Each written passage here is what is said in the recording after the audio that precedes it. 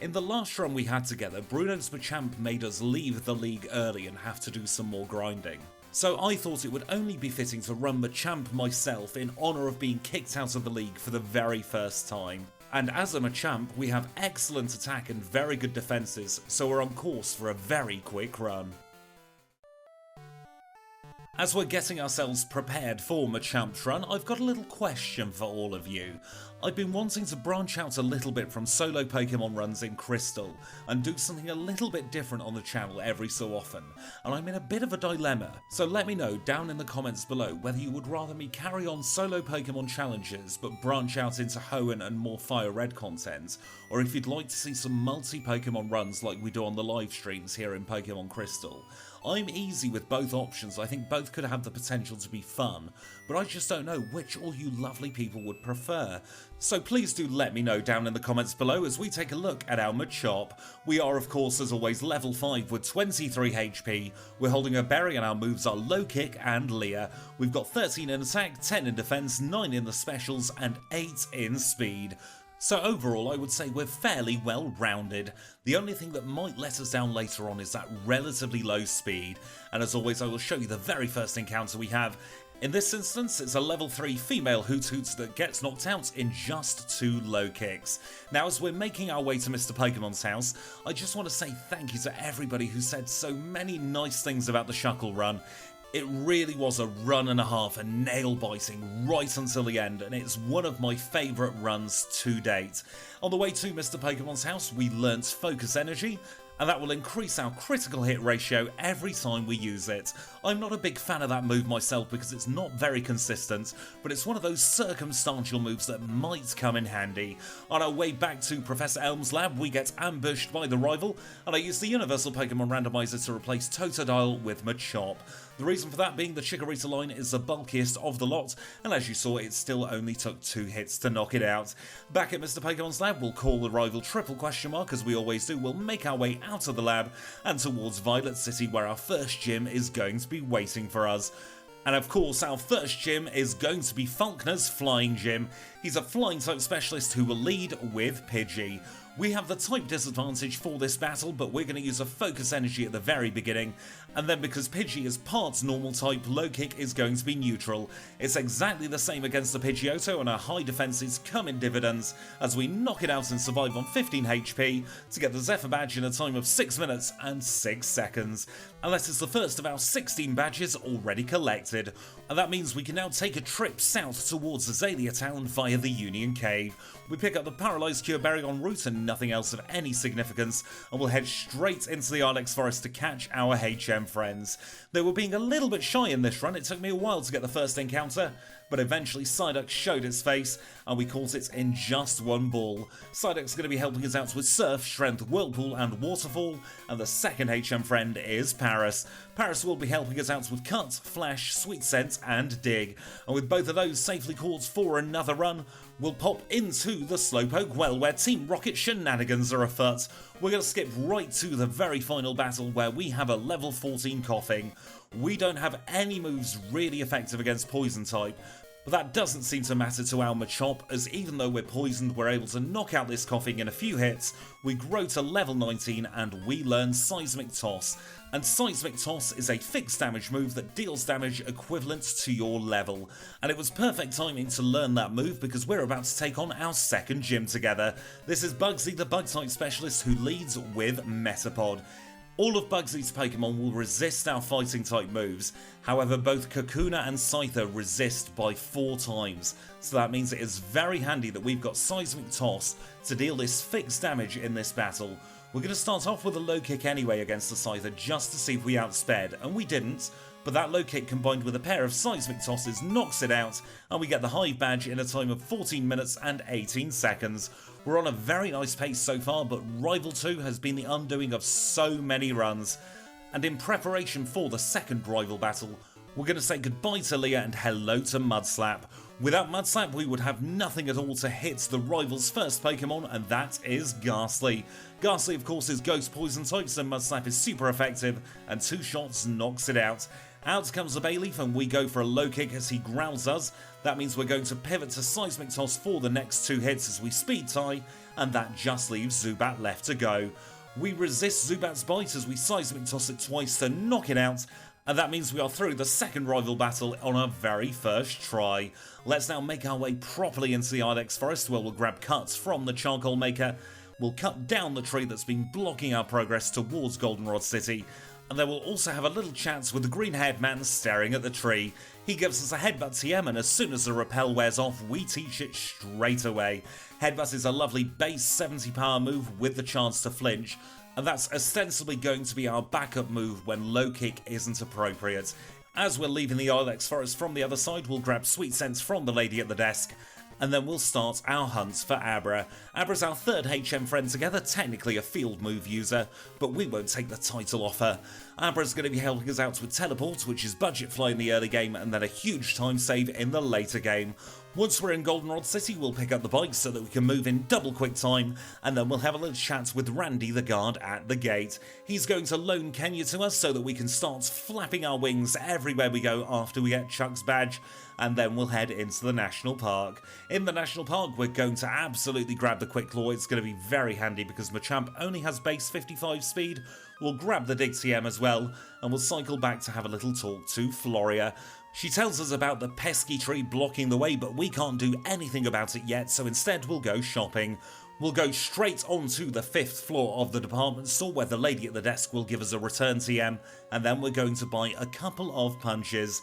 It's one fire punch and one ice punch to get us going, and I'm sure those TMs will come in very handy later on. For now though, we're going to go into our third gym where Whitney is waiting for us. She's a normal type specialist, so it's bad news bears for her. She leads with Clefairy and we karate chop it to knock it out in one shot, and here comes the Miltank. Miltank outspeeds and stomps, but we take off over half health on turn 1, we knock it out on turn 2, and we get Whitney's playing badge in a time of 19 minutes and 42 seconds. Our reward for beating Misty is a trip to the flower shop, where we're going to pick up the squirts bottle from the eavesdropping so-and-so, and that will let us get through that pesky pseudo-widow that's been blocking the way to Ecruteak. Before we get there though, we're going to take on Picnicker Kim and her Vulpix. We use a Headbutt against the Vulpix to knock it out in one shot, and we grow to level 25. At level 25, we learn Foresight. We get rid of Karate Chop in place of Foresight, and that will mean we can hit Ghost-type Pokemon with our fighting and normal-type moves. But now that we're in Ecruteak City, we'll take on the Kimono Girls, and as always I'll show you the one we're weakest to. In this instance, it's Espeon. We barely survive on 2 HP, but we knock it out, and we don't take our first reset of the run. Our reward for defeating all 5 of the Kimono Girls, of course, is Surf, and we'll be teaching that to Psyduck after we've got Strength. For now though, we're going to cycle east towards Mahogany Town and the Lake of Rage, and we're going to take on one of my favourite trainers to battle in these runs. Pokemaniac Miller has a fully evolved Nidoking and fully evolved Nidoqueen very early on in the game, and that gives you oodles of experience points, and that in fact is enough for us to grow to level 28 where we evolve into Machoke. So it's a very fond goodbye to Machop and hello to Machoke, who's going to be taking us through the mid part of this run. As we get to the Lake of Rage, we're going to pick up the first of 10 rare candies for the run, and we're also going to pop into the Hidden Powerhouse. With Hidden Power safely acquired, we'll teleport back to Ecruteak City and start heading west towards Olivine and the Moo Moo Farm. We'll grab the Mince Berry from the bush, we'll grab the Nuggets south of the Moo Moo Farm, and then we'll head into Olivine proper. The first thing we're going to do is grab Strength from the man in the cafe, and not only are we teaching it to Psyduck, we're teaching it to Machoke as well. That's going to replace Headbutts because it's the same PP, but a nice increase of 10 base power. And at this point in the run, 10 base power can be all the difference between a one-shot and 2 hits where we get knocked out. We'll have a little chat with Jasmine while we're in the lighthouse, teleports back to Ecruteak once more, and now it's time to take on the third rival battle. He's still going to be leading with that pesky Ghost-type Pokemon, which is why we've still got Mudslap on our learn set, but let's see just how well we do. This is Rival 3 who leads with Haunter. We start mudslapping it and it finishes itself off with a curse, so that means we are on a clock for the rest of the battle. We swap to Strength for the Bayleaf because it's 100% accurate, and that knocks out the Bayleaf in just 2 turns. Up next is Zubat. We strengthen Zubat and critical hit to knock it out in one shot, and the final Pokemon is Magnemite. A low kick to the chops finishes off Magnemite, and we are through the third rival battle in a time of 28 minutes and 42 seconds. That means we get to release the beast, dig out of there, and start thinking about taking on our 4th gym together. Our 4th gym, of course, is Morty's Ghost and Poison type gym. He's the dual type specialist who will lead with Ghastly. The battle gets off to a little bit of a disaster because as we're using Foresight, we get paralysed on turn 1 by Ghastly's Lick. We are able to one-shot it though as soon as we use Strength, and we get the option to learn Vital Throw. In this battle, I decide to replace Mud Slap with Vital Throw, and we are on to the Haunter. For some reason, I thought Foresight worked a little bit like Scrappy, so I misplayed there and clicked on Strength instead of using Foresight again. That cost us a lot of HP, and then it all falls apart against the Gengar. We get paralysed twice in a row, we don't outspeed the Gengar, and we get knocked out. Let's try that again, shall we?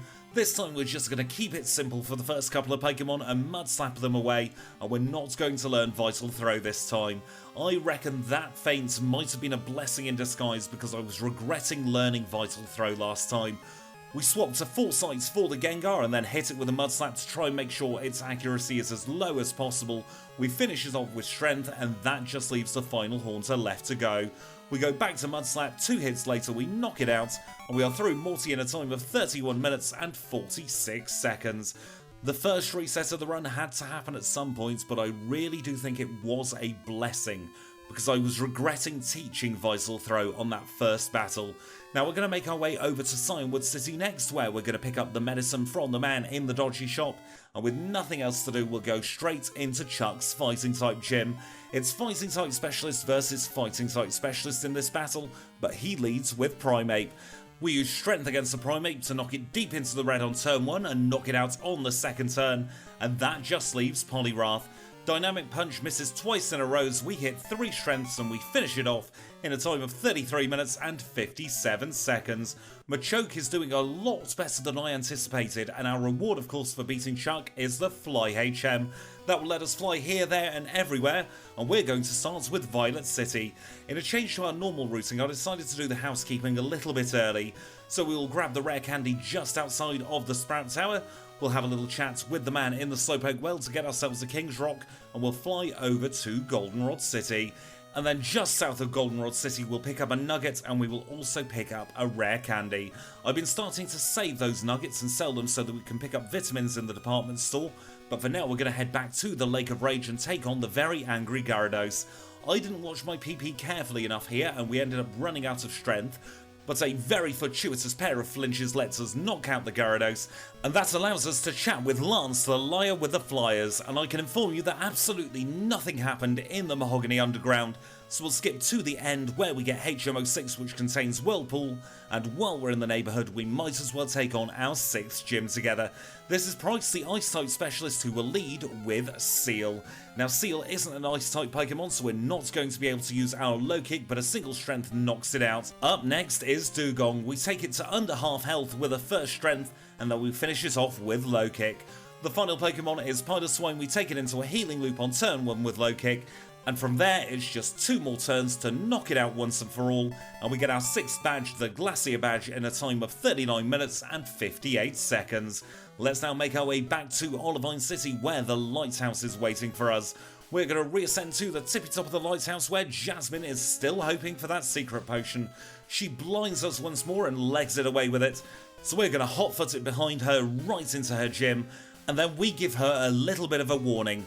We tell our Machoke to stop playing in the mud and instead get this fiery boxing glove on, because we're not going to sling mud in her Steelix's face, instead we're going to melt it down for scrap. This is our 7th gym together. It's Jasmine's Steel-type gym, who led with Magnemite. Magnemite got knocked out in a single hit and Steelix gets taken down into the yellow. It's not in healing range, so it's 2 shots to knock it out, and then we finish off the final Magnemite with a single Fire Punch as well. And it's just 4 shots to finish off Jasmine, and in celebration we are going to evolve into Machamp. We get the Mineral Badge in a time of 41 minutes and 46 seconds, and just to let you know, I use the Universal Pokemon Randomizer's Fix Impossible Evo setting, and that allows us to evolve Machoke into Machamp via level up instead of having to worry about trading. But now we're back in Goldenrod City where we buy an assortment of different types of boxing gloves and we'll head into the radio tower. Of course, Team Rockets has taken over the radio tower and unfortunately for once I have to show this part of the run. I like skipping it because it's one of my least favourite parts of the run. However, against this Team Rocket grunt we grow to level 43 and we learn Cross Chop. And Cross Chop is a very important move in this run. It is going to by far be our best fighting type move in this run, but it only has 80% accuracy and only 5 PP. At the same time, we're going to say goodbye to Fire Punch and hello to Ice Punch in preparation for the 8th gym. We'll get ourselves a little bit lost in Goldenrod City's side streets before entering into the underground where the 4th rival battle is waiting for us. This time he's going to lead with Golbat, and this is one of the reasons why we taught Ice Punch a little bit early. We use Ice Punch against the Golbat and knock it out in one shot, so he sends out Meganium. We carry on the Ice Punching with our relatively good special attack and it's 2 shots to knock it out, and here comes Haunter. We carry on the Ice Punching against the Haunter as a critical hit Shadow Ball does barely anything at all, and we'll swap to Low Kick for the final 2 Pokemon. Magnemite's a 1-shot and then Sneasel's 4 times weak to fighting, so that's a very easy 1-shot, and we are through the 4th rival battle in 46 minutes and 22 seconds. Nothing else happened in the radio tower takeover, so we'll skip back to the tippy top of the tower where we're going to pick up the pink bow from Marie. We're also going to grab the Sunny Day TM from the green haired lady on the floor below, and while we're here we might as well pick up the radio card so that we can actually complete the run. Without the radio card you get stuck behind that pesky Snorlax in Kanto, and let me tell you, in the early days of this channel I lost so many runs because I forgot to pick up the radio card. But with that safely in our radio card, we took a little fly to Mahogany Town and cycled east into the ice path where we picked up the Waterfall HM, and we're also going to pick up the Nevermelt Ice just in case we need it. But that's everything we require from the ice path, so let's go straight into Blackthorne City where we're going to say goodbye to Strength, and in its place we're going to teach Return. It's at this point in the run you generally expect to have the maximum base friendship with your Pokemon, and that means that Return will be doing significantly more damage than Strength. And I can think of no better place to test out Return than against Claire, the 8th gym leader. She's a Dragon-type specialist who leads with 3 Dragonair. Return is a one-hit wonder on her first Dragonair, and it's exactly the same against the next 2 as well. And that will just leave Kingdra left to go, and we're going to keep our fingers crossed for the Cross Chop. We knock it out in 1 critical hit as Cross Chop connects, and we are through Claire in a time of 55 minutes and 8 seconds. And that's it, we have all 8 Johtonian gym badges. That means we can fly back to New Bark Town and start surfing east towards the Pokemon League. We'll pick up the rare candy just east of New Bark Town, and then we'll get to making our way towards Victory Road proper. On our way there, we're going to say goodbye to Low Kick that has served us well since the very beginning of the run, and in its place we're going to teach Hidden Power. For this run I chose Hidden Power Bugs. I thought we might as well try and get a physical move that's super effective against those pesky psychic types, and it also gives us physical super effective damage against the grass type as well. While we're in Victory Road we also pick up the Earthquake TM, not sure if we're going to need that in this run, and now it's time to take on the rival for the 5th and final time. He leads with Sneasel and we don't risk a Cross Chop with Return one-shotting it. We swap to Ice Punch for the Golbat and knock it out in 1 shot, and then here comes Hidden Power Bug for the Kadabra. It's an easy 1-shot to knock it out, and exactly the same happens against Meganium. His penultimate Pokemon is Haunter. We don't have anything too great against the Haunter, but he only mean lucks instead of swearing at us, so it's 2 shots to knock it out and we are on to the Magneton. Cross Chop hits with another critical hit to knock it out, and we are through the final rival battle in a time of just over an hour. And we are now at the Pokemon League. The first thing we'll do is heal up, whether we need it or not. And now let's say thank you to the HM friends. So it's thank you to Kenya, to Abra, to Psyduck, and merci to Paris. You've all been a great help in the Johto region and get some lovely well-deserved rest as Machamp takes on the Pokemon League. Before we get there though, we're going to take a look at our stats, and we are level 53 with 190 HP. We're holding the King's Rock and our moves are Return, Hidden Power Bug, Ice Punch, and Cross Chop. We've got 179 in attack, 122 in defense, 111 in special attack, 132 in special defense, and 96 in speed. And for a Pokemon that I thought would be exclusively a physical attacker, we are very well rounded. So let's start off the league with Will. He is our Psychic type specialist who leads with Xatu. And we have a slight bit of a disaster because Return is not a one-shot. We're able to knock it out in 2 hits, taking some psychic damage, and Jinx goes away in the blink of an eye. Hidden Power Bug is 4 times super effective against the Executor, so that goes down straight away, and we are on to Slowbro. Hidden Power Bug deals a lot of damage, but we take huge damage from its psychic, and we're only on 55 HP for the final Zato. We're able to get a lucky critical hit and knock it out, growing to level 54, and we are through Will in a time of 1 hour, 1 minute and 32 seconds. Now very quickly, before we take on Koga, we're going to swap our boxing gloves, so we're going to replace our icy gloves with fiery gloves, and that's specifically for the fortress. Before we get to that though, we've got to take out an Ariados with return, and he sends out Venomoth. Venomoth's another easy one-shot with return, and we are on to the Crobat. He uses double team, but our first return connects and he gets caught in a bit of a healing loop. We mess our next return though, and that allows him to hit us both with Toxic and Wing Attack. That means that Koga's strategy can now come into play. He's going to try and stall us for the Toxic Feint.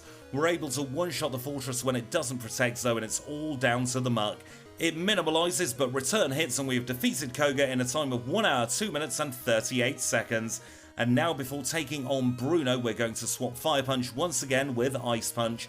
Bruno's our 3rd league member together. He's a fighting type specialist just like us, who leads with Old Spinny Legs Hitmontop.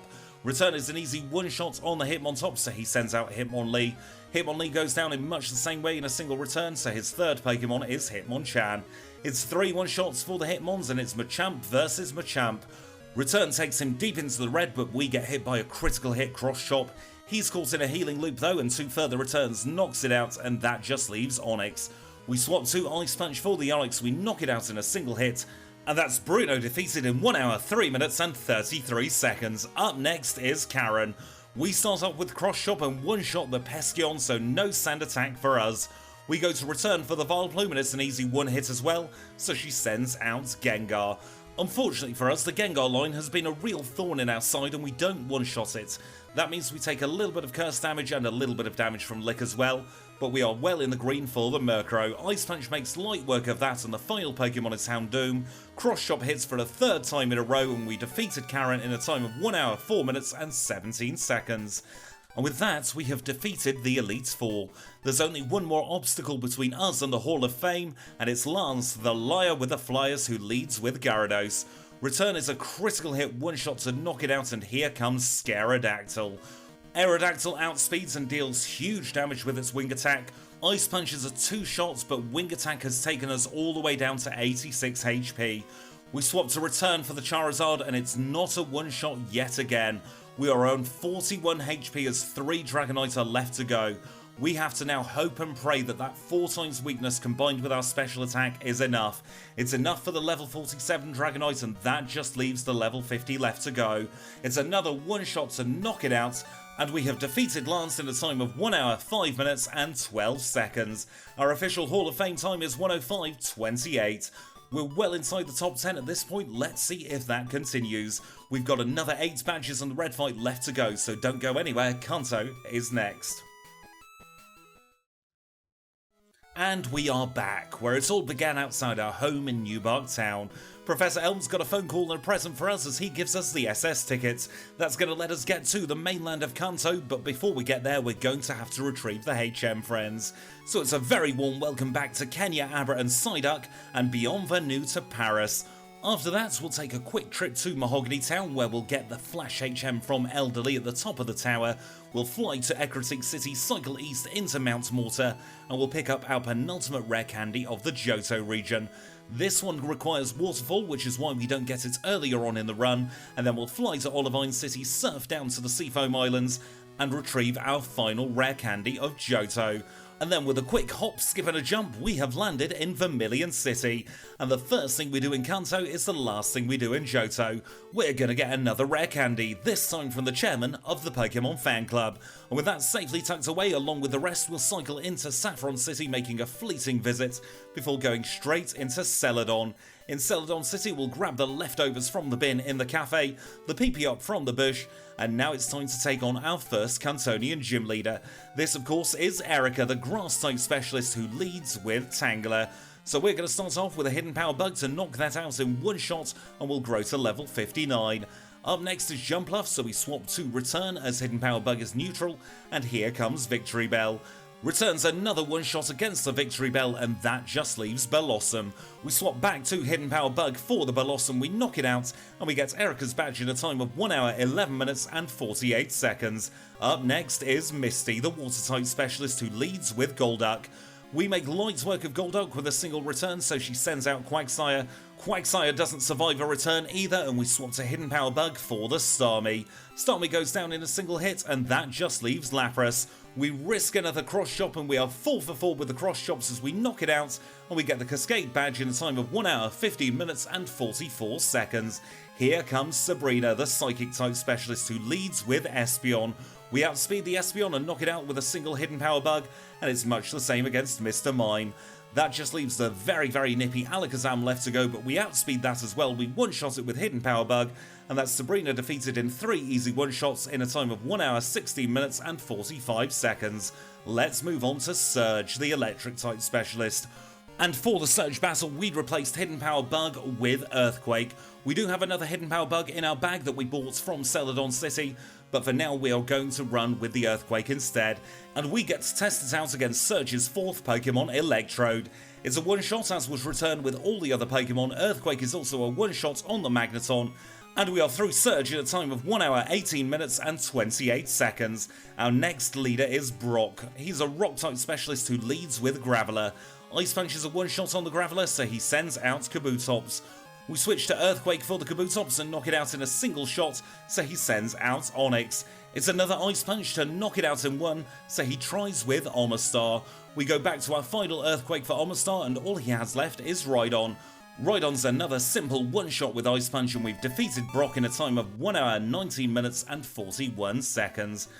Goodness me, that was a quick Gym Leader Gauntlet this time, so let's slow down the pace a little bit by cycling through Viridian City, saying hello to 3drill en route, and we find ourselves south of Pallet Town at Cinnabar Island.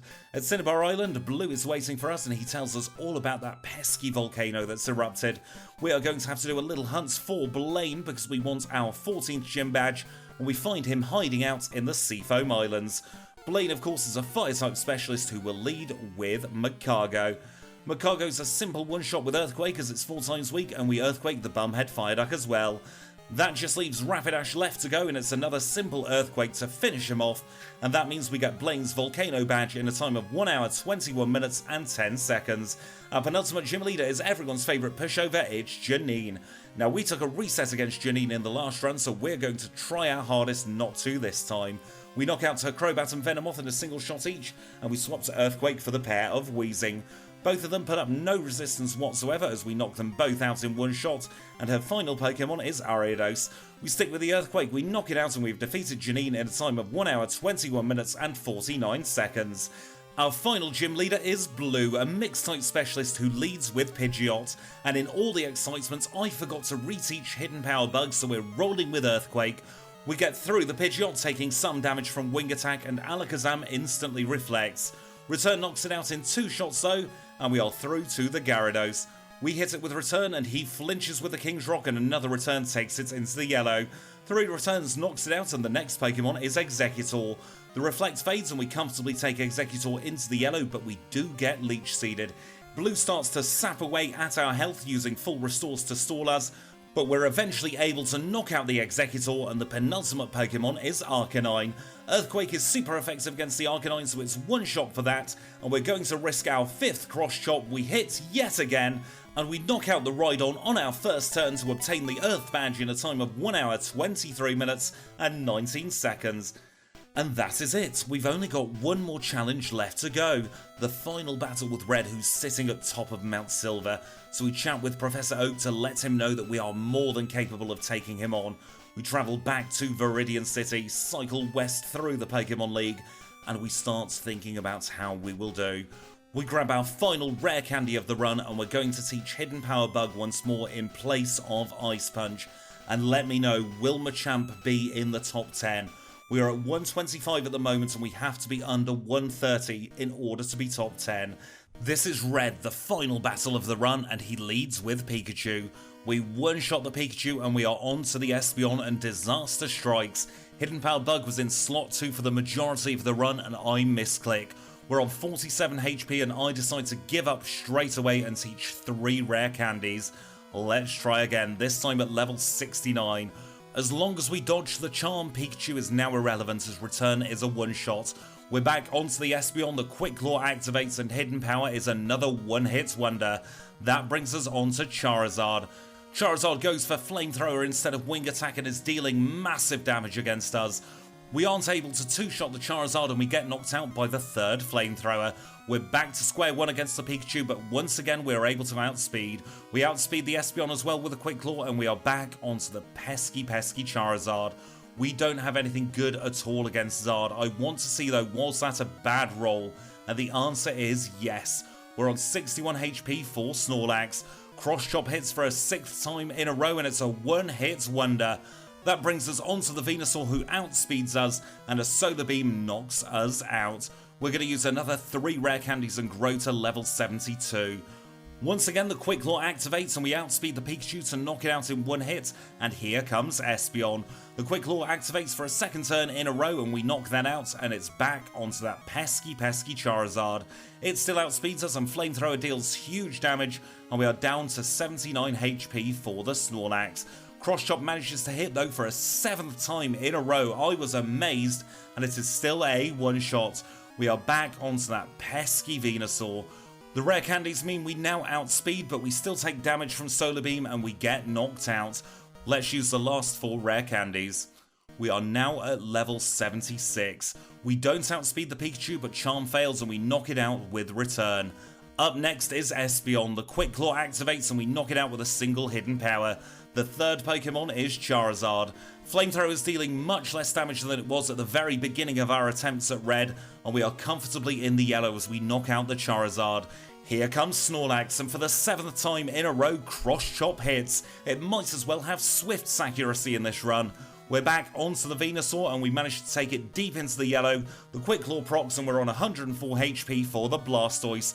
We risk it and hit our 8th Cross Chop. It takes it into the yellow. We're in the red as we outspeed with Return and we knock it out. And we have defeated red in a time of 1 hour, 28 minutes and 55 seconds.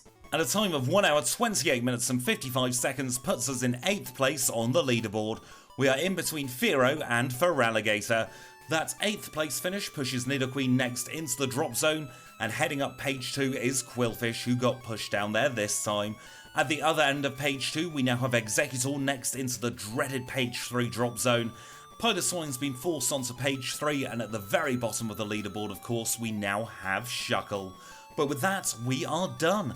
So I'm going to say thank you all so much for watching. It's been a pleasure as always. If you've enjoyed this run, then please do leave a like. If you want to see more content just like this, then click the subscribe button. If you've got anything at all to say about this run, please do leave it in the comments down below. And until next time, I'll say thank you all so much for watching, and I'll see you all very, very soon.